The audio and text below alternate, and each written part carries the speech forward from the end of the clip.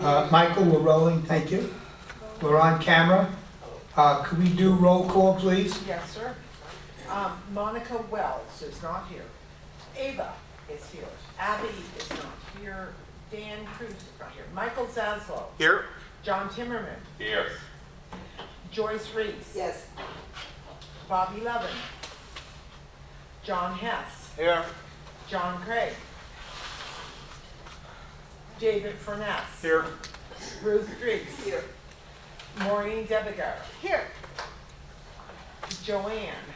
Here. Tony is here. David Boaz. Here. Jerry's not here. Bruce is here. Stewart is here. Patricia's here. Foso's here. Donald's here. We have 1, 2, 3, 4. We have a quorum? We have a quorum. Okay, thank Are you. your people coming? Dan is supposed to be coming, he's running late, and coming Okay. from both of the traffic is horrendous. Oh, okay. He should be here within the next 10 to Okay, 10 perfect. 15 minutes. I know you've all read the minutes, so I'll entertain a motion to accept the minutes. Joyce, and who seconded it? Bruce. Are there any corrections to the wonderful minutes that were presented today? Any corrections? Minutes will be accepted as presented. Okay.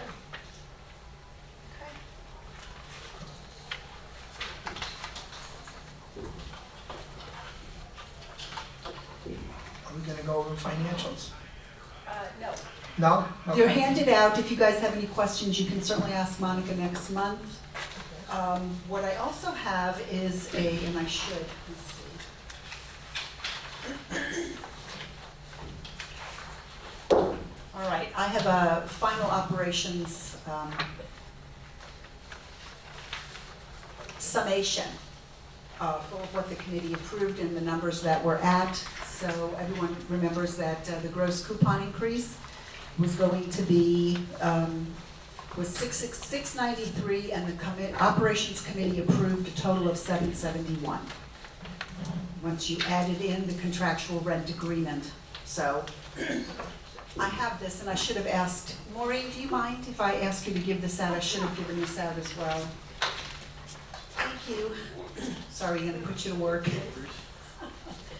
Thank you. So that's for everyone there. What I do need to ask the committee is that generally every year, once we've approved a coupon amount, and coupons go out, there's always the question of whether or not we are going to include a letter with the coupon letting everybody know what the increase is going to be. So I guess I'm going to need the committee to decide whether or not we're going to do that again this year. I think it's a good practice. We've done it in the past. I do too, I think so. So I don't know if you need to take a vote, or if everyone's just in agreement, or anybody who doesn't agree would let me know, but I think we're all in agreement? I think we should, yes. Okay, great. Thank you.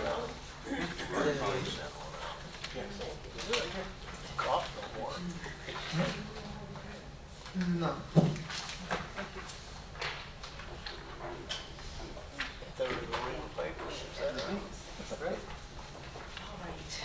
Okay, well, I know Dan is running late, so he'll be here any minute. And I will get started with, I just wanted to touch real quick on the painting of the clubhouse. Also, Yes, before we go any further, I'd like to make a motion to approve the final gross coupon increase. okay. So we have, I thought it was already approved, right? Well, this is the final number right now. Okay, so the final increase is $7.71. David Boaz made a motion. Who's gonna second it? Second. John Hess, okay.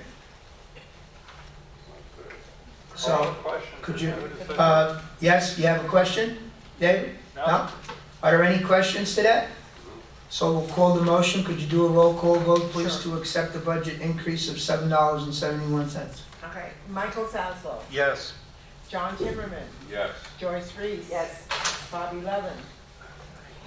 John Hess. Yes. John Hess. Yes. Okay. David Furness. Yes. Ruth Dries. Yes. Maureen Debegar. Yes. Joanne. Yes. Tony. Yes. David. Yes. Bruce. Yes. Stuart. Yes. Patricia. Yes. Fausto. Yes. Motion carries. Okay. Okay, so, I just wanted to mention the painting of the clubhouse. You know, it's a large job, and if it's not done well, if they're not organized, they don't show up at the same time every day. Because we were having the rain starting in the afternoon, we would have lost a lot of time. I just want to say they were amazing, meaning Smart Coat. That's the company that you chose, and they really did a tremendous job. They were neat, they cleaned up behind themselves, show up when they said that they would, so it went so smoothly. It was just a wonderful experience all the way around. Just wanted to mention that. Also wanted to mention why there is no flag at Hastings. So the light went out. So we took the flag down out of respect. We had to order a brand new light. We also had to get our scissor lift certified. So that was just done, and now we can use it again to place the light at the top, and then the flag will fly proudly.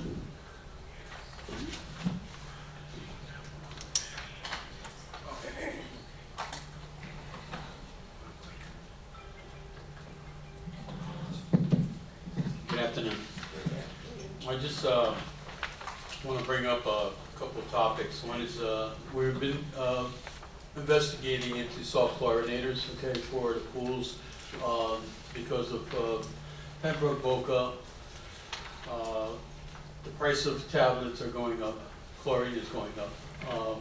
The salt chlorinators seem to be the way of the future in the way of processing or making its own chlorine. Of course, because it's commercial, it is a cost to that, but we are working with the engineers right now and trying to come up with a system, because not so much in Palm Beach, but Broward. Palm Beach will probably, Board of Health will also have us make a backup system to keep the tablets just in case something happens to the chlorinators, because they always want redundancy in the way of making sure that that the pools stay the chlorination levels that they need to be at. So I just wanted to let you know, because I think for next year we'll have some more information on that. It's just because of the amount of cost of chlorine going up, okay? And I think that this, in the long run, in a 3-year, 4-year period, going this route, it will save money, and it will be a payback probably within 3 years without a problem. You know? And I can tell you that right now, Pembroke having 28, 29 satellite pools, okay, and twice the size of yours out there. The amount of tablets that I have up there is too explosive. I keep a whole container, 2 containers of these. It's very dangerous to keep that much stored, but so that's why we want to go to that route over there. But I might be able to get a really good price for here because of the quantity, you know, that they're using, plus Boca, that we could get a really good price for you guys here, you know, if we decide to go forward with that. Okay? Just to let you know, that's what we're doing.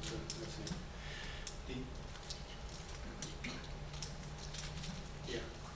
And I did reach an agreement with the tariffs on that with them too. I had to sit down.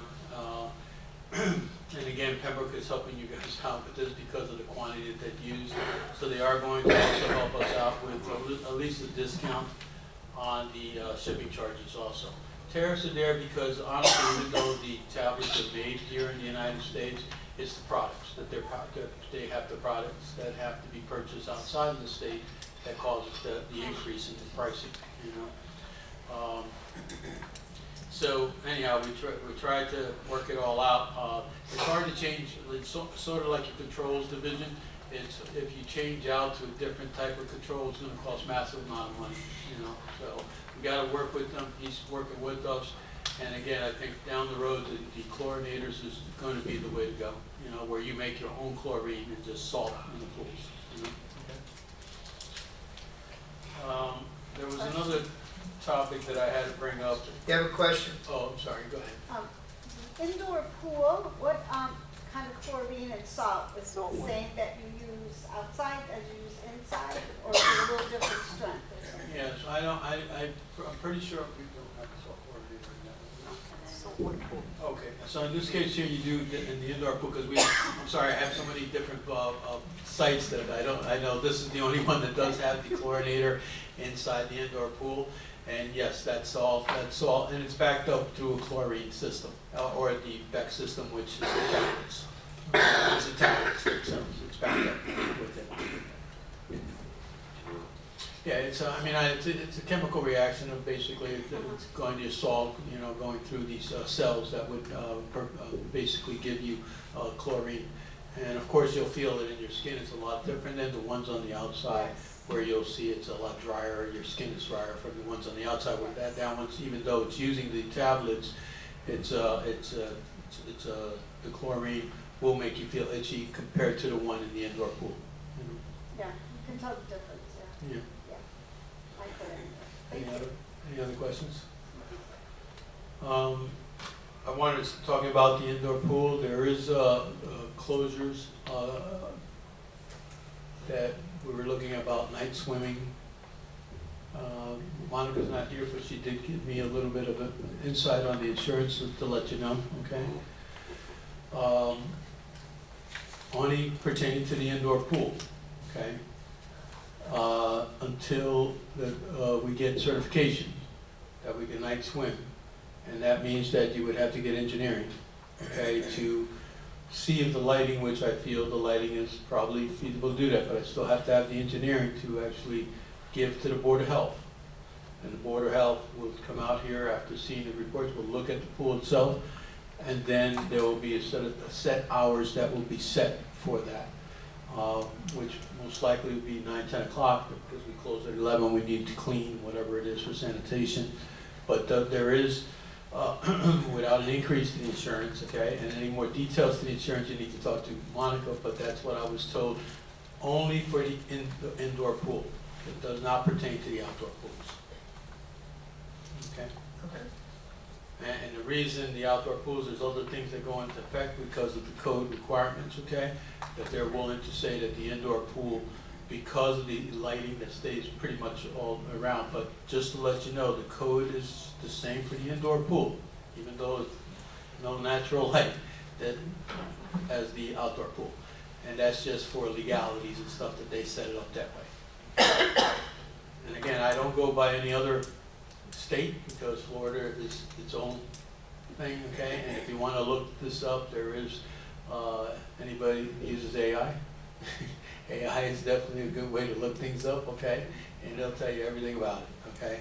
It gets a little bit too much in it, but we basically, just the bottom line, we stay in compliance due to the fact that we shut down our pools around 9 o'clock, okay? And when you shut down the pools at 9 o'clock, there's, again, it takes down the liability that nobody walks in there after dusk, okay?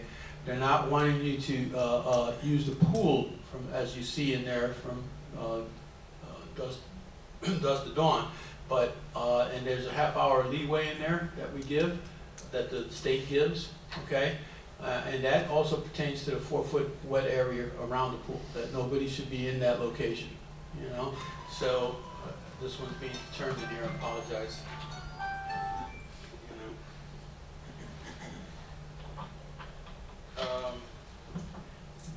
So when you close the pool at 9 o'clock in the summer months, there's not a problem because you got daylight all the way to that.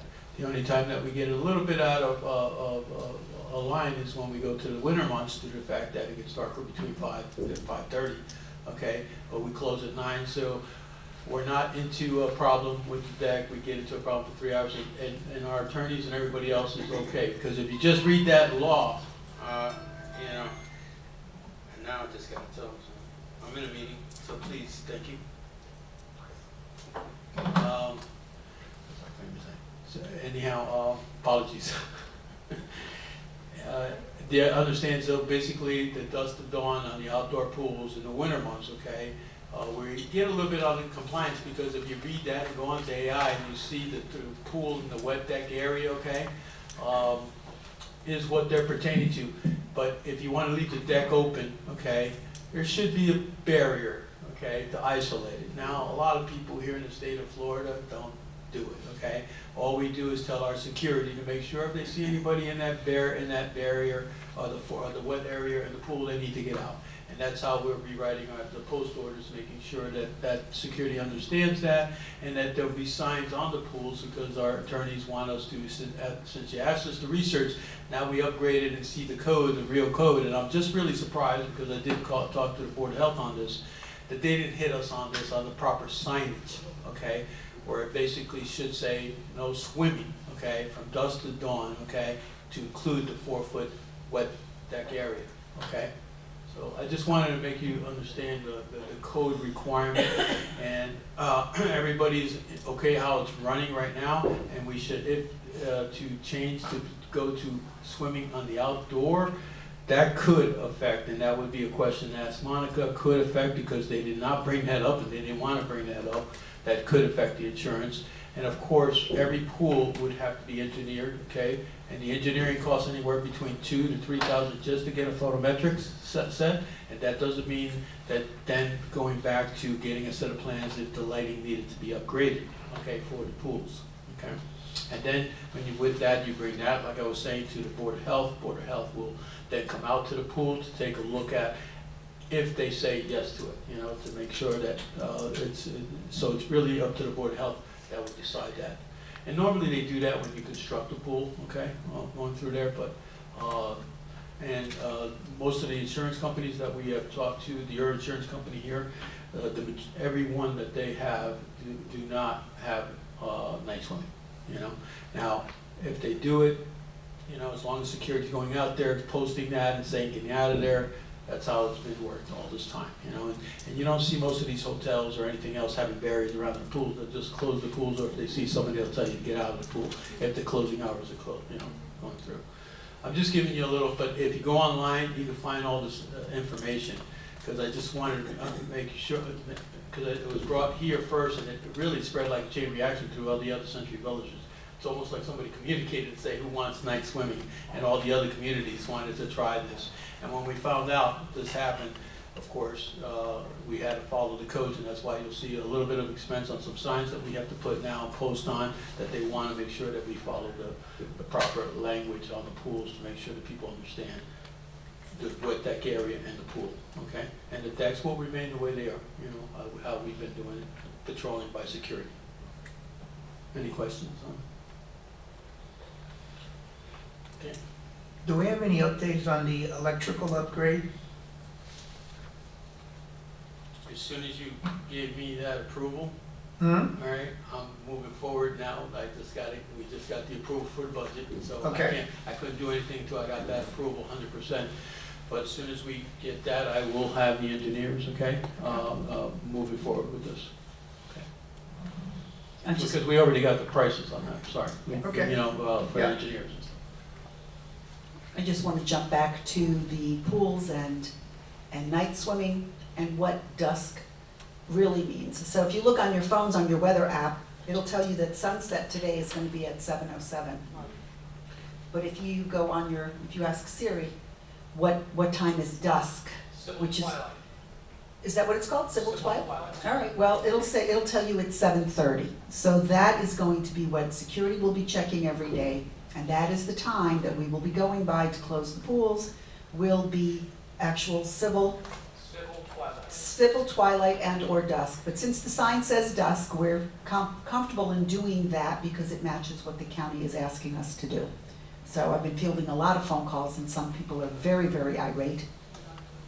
So, you know, even that half hour makes a difference when they're working. So just wanted to let you know that's what we will be following. And like we mentioned, there's a half hour, 30 minutes, you know. It's never a problem in the morning, you know. By the time they get around to opening up, it's already daylight, so it's 7 o'clock. It's not a problem. It's just at nighttime, you know. And again, it's going to be, it's enforced in a way to help you lessen liability. And I can tell you, I've been 38 years working with this company. And unfortunately, in those 38 years, I've had drownings in the pools, at least 6, you know, through whatever measures that they, and again, the attorneys is what we all dread, right? If something does happen, they're looking for any avenue, signage, time cycles, code requirements, and that's how you get hit, you know, so. As long as we're trying to abide by those things, it makes it easier for us to go, you know, our attorneys to fight things, but, you know, it's, we gotta try to stay within the law as much as possible, okay? Without hindering your conveniences of going out there. We don't wanna do it to you, it's unfortunately, that's the way the laws are, you know? And some people just don't wanna accept that. The indoor pool, like I said, follows the same rules, so if somebody was able to unfortunately get drowned or something in the indoor pool after those hours, okay? Not only will they, if depending on, it could be just natural, but then you let the pool open, okay? And you allow them to swim, and there's where that attorney hits you, okay? But I think so far everybody's been following those rules, you know, so I don't think that it's been a big issue, you know. We have a few that are out there that are just gonna be the ones that are gonna be the troublemakers that are gonna give us a hard time once in a while, but I think she has it under control with security, I'm pretty sure. You know? And I'm gonna brag that our residents are handling, though they're verbal about it, they're handling it relatively well. There was one community where a resident refused to get out of the pool. They actually had to call the police. He just refused to get out. So we've not run into that situation, so I just want to brag on our residents that while vocal, they are listening, so I appreciate that. Yes. How many pools, if any, are allowed to swim at night? We got Very few. clubhouse. None of them are allowed, other than the dusk to dawn. It's always been that way. Resident pool in the back used to be open late, wasn't it, at the Um, time? the pools at the clubhouses were open later, Yes. Are they still? right? Well, the decks will By an still hour. be, they will still be open. It's just the pool that we Yes. have to follow the Right. law. Because again, the reason that I'm saying this is because the pool was never certified for night swimming. Right. Okay, that is, that bottom line, that's what it is. And the majority of the pools in the state of Florida are not certified for night swimming. Okay, other than you go to Disney and all those, yes, you know, but anything of a hotel, most of them are not certified. And you can look at it when you go to the pool, you'll see the certifications that we have in there, bathing load, you'll see it. If it was, it would state it there, and it'll tell you what time, hours that it's supposed to stay open till, you know? Okay. Anybody else have anything else they want to ask or say on this topic? Okay. All right, well, the last thing that I have, and this is just to bring it up, I guess I'm going to resurrect what used to be like the 50-mile rule. So really, I've renamed it to people that live in Palm Beach County that live close enough to access our facilities on a daily basis. So I know that we changed all of the fees, like, you know, guest fees are $3 and this daily pass, because they're not allowed to buy the 1 week or 2 week passes, guest passes. So I was just wanting to know, mentioning it because we have a lot of people that are here on a pretty regular basis. They look like they're residents because they're here so often. Would you want to change the daily pass, instead of it being $3, having it be $5? I think when you think about that the average fee might be around $150, the WPRF fee, at least $5 times 30 days puts you in that range. So I just was wondering, in bringing it up again, if anybody would be interested in raising that or leaving it at the $3. John? Day passes, what are other communities charging for a day pass? You know, everything's different according to the committee, and I don't have that answer for you. I can get it for you, but I don't have it for you at this particular moment. Joyce has got a question. Don't we have a weekly guest pass? We do, but those are for people that are out of town and visiting, and then they can buy up to 1 week or 2 weeks, so $10 for one, $20 for two. I'm talking about the people that live in Palm Beach County that live like a street over, or, you know, that they can come here and access on a regular basis. What do you want them paying for that pass? They can only get a 1-day pass. So if they come 3 times a week, they have to buy 3 separate passes. So do you want it to be the 3, or would you like it to make it 5? Listen, it's all your money that goes into your account and offsets your coupon increase every year. John? John. The day pass, do they have to know somebody in Century Village? or- Absolutely. Absolutely. It's the resident that walks them in Mhm. and buys them that. So I think that there are some people that, well, listen, we always find the situation where some people are just not that honest, you know? So now they have an expired pass because they bought it 3 days ago, but they're coming back to the clubhouse on Thursday, and, you know, they do a fast walk by and they get in without having to pay again. So I've also asked security to take very close look at those expiration dates. They're good about catching them, but maybe we could be better. All right, because I did have one, actually used to live here, you know, moved, came in on the 13th, but came again on the 18th. So, you know, did they change the 3 to an 8 with a black marker and kind of whiz on by, but it looked legitimate, you know, but they did not buy a pass for the day that they were here. So that's going to be on security to keep a closer eye. So I just wanted to run this by the committee, entirely your decision, but I thought since we do have a lot of this going on, you might want to reconsider it. So I'm just putting it out there, and if you choose to keep it the same, great. Joyce? Joyce, you had a question? Yes. Go ahead. My personal feeling is I would like to keep it at 3. Maureen? I asked you that question about what other communities are charging. I know some communities that charge up to $10. So I set a motion to increase it to the $5. Okay. Maureen? This would be only for a day pass, Correct. not for like a week or 2 weeks. No.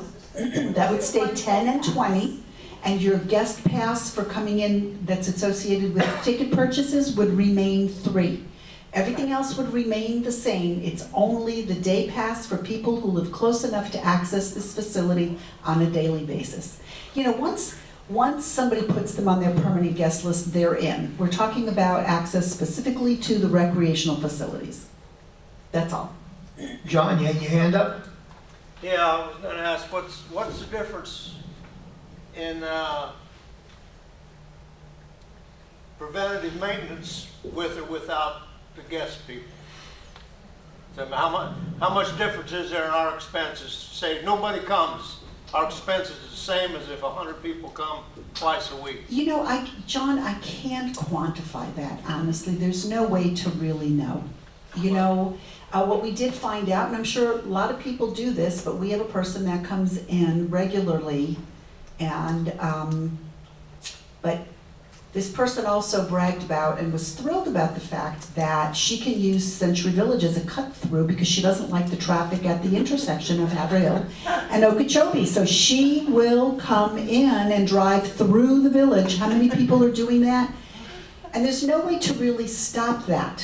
There's no way to stop that, right? Amazing. But well, okay, well, we need to talk about that maybe.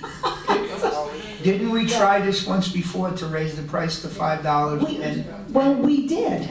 We did. voted and then it got turned back down? And then the committee reversed it and said you were gonna make everything $3. Okay. So I'm just asking you, because these are the people that live closest, and I think we've got some really heavy hitters here, right? So do you want it to be, you know, Tony, go that's not ahead. a huge increase. How many people are we talking about? Can you give us, quantify it for the whole Doesn't year? matter. How many? Are we talking like 50 you people, don't 100 know? people? Doesn't matter.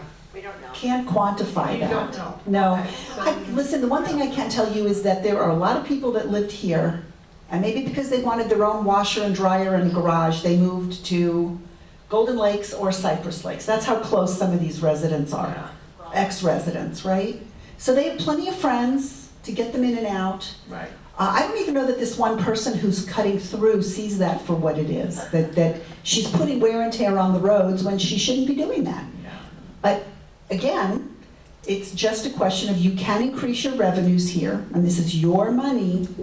I'm just raising the issue as to, and listen, I have no stake in it, so it is what you guys want. I'm just mentioning it again in case you think it needs to change. Would you be able to limit the number of day passes in a month? No.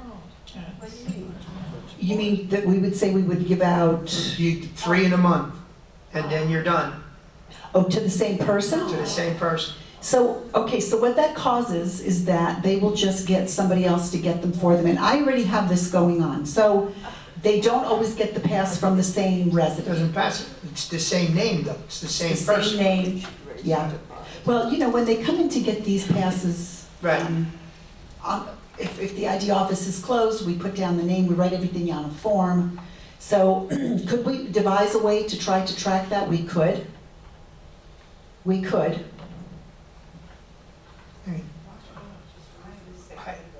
Okay, Dan just confirmed that it's $5 for Pembroke Pines, and I don't know about Boca.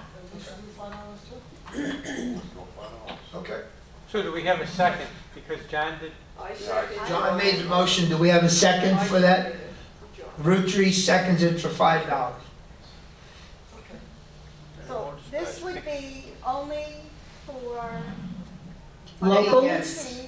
For only a 1-day pass. Correct. Not for a week No. or 2 weeks. Week That just- stays at 10, 2 weeks stays at 20. Right.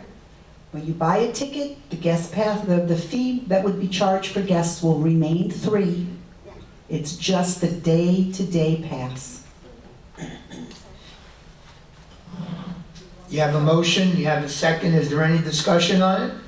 Maureen, you got your hand up. Will they get an actual ID card during the week, during business hours, or should that 1-day pass only be a paper Well, pass? if they come in for the night or a weekend when the ID office is closed, then they will get a paper pass. I prefer them to have a plastic ID, because then if I have any questions and have to do something and issue something to security, I have photos, and those are immensely helpful. The photo. Yeah. Just wondering. Yeah. John, What's the cost of the photo pass? too much. What, you know what it costs us Yeah, per, yeah, I versus think getting it's a piece of paper. 17 or 18 cents. Okay, I didn't figure, It's not, a buck or two, I didn't know. yeah. You know, because also, listen, when I got here, what was very important to know about the guests was who was sponsoring them. Because it states that you as the resident are to apprise the guest of the rules, and that they need to follow the rules, and that if your guest misbehaves, we can suspend the resident for the guest's behavior, and that's very important, and that winds up on that plastic pass. Bruce, you had a question? Yeah, Eva, this is just for the WPRF pools, right? Correct. Yes, WPRF ID. It doesn't apply like the Wellington pool? No. Yep. No, none of the private, this is not any of the private pools, this is WPRF only. Just a day Les, you pass. have a question? Just a day pass. Just to clarify, so if you come in for 3 days, it would be $15, so you're better off getting a whole week's. You cannot, if you live within Palm Beach County, you cannot get a week to 2 week pass. I'm not thinking of Palm Beach County, I'm thinking of my grandkids coming in. Where are they coming from? They're coming from outside of Palm Beach County? Sure. Then they can get a 1 week or 2 week pass. It's only for a day pass. What happens for 3 days? Well, wouldn't you buy them a 1 week? It would be cheaper. But that's the point I'm making. Yes, you would buy them a 1 week because it would only cost you 10 for the entire week instead of, this is only for people who live close enough by to access the facilities on a daily basis. And you know that because they have to give you ID. They have to have yes, they have to show us their driver's license. Yes, John? Can you hold their driver's license so they turn in the No. day pass? No, they don't turn in a pass. No. No, and I think that, no, we don't do that. Yeah.